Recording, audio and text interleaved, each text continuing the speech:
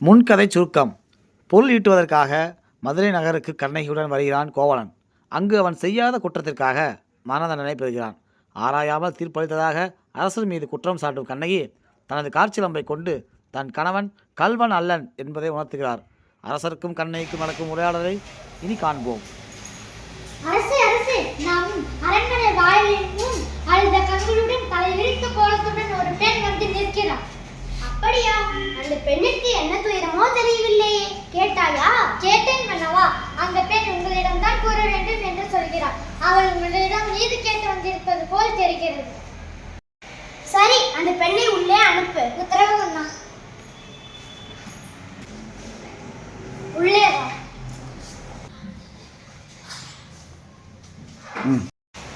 இளங்கொடி போன்ற பெண்ணே, நீ யார்?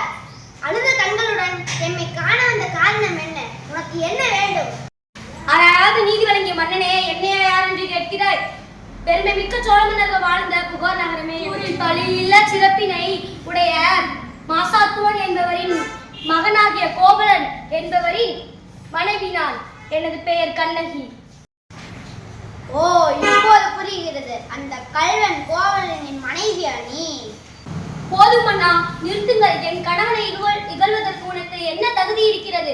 ஊழ்வினை பயனால் உனது ஊர் வந்து எனது கால்சிலம்பை விற்க வந்த கணவனை அநியாயமாக கொன்று விட்டாயே, நீ செய்தல் தகுமா? பெண்ணே, போதும், நிறுத்து. கள்வனை கொள்வது கொடுங்கோல் என்று அஃது ஏற்புடையதே, அஃதே அறநெறியமாகும். இதை அனைவரும் அறிவார்கள். உனக்கு தெரியாதா என்ன? அறநெறி தவறிய மன்னனே, தவறித்தவர்களை கண்டித்தல் அறம் என்பதை நானும் அறிவேன். ஆனால் நீ சொல்வது போல என் கணவன் கள்வன் அல்லன். அவனிடம் இருந்த சிலம்பும் அச்சிக்குரிய சிலம்பன்று. அச்சிலம்பு என்னுடையது. இதோ அதன் இனிச்சிலம்பு. எனது காற்சிலம்பின் பரல் மாணிக்க கற்களால் ஆனது. பெண்ணே, நீ சொல்வது உண்மை என்று. அரசுக்குரிய சிலம்பின் பரல் முத்துக்களால் ஆனது. ஆன்றோர் நிறைந்த இந்த அமைதியிலே அனைவருக்கும் உண்மையை உணர்த்துகிறேன். யார் அங்கே? போரிடமிருந்து கைப்பற்றிய சிலம்பை இங்கு கொண்டு வா.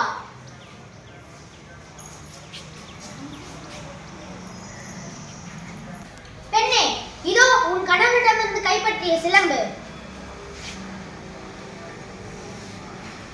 நீதி தவறாதவன் என்று போற்றப்படும் மன்னனே, ஒரு தவறும் செய்யாத என் கணவனை கொன்றது உனது அறநெறிக்கு இருக்கு என்று இதோ மெய்ப்பிக்கிறேன்.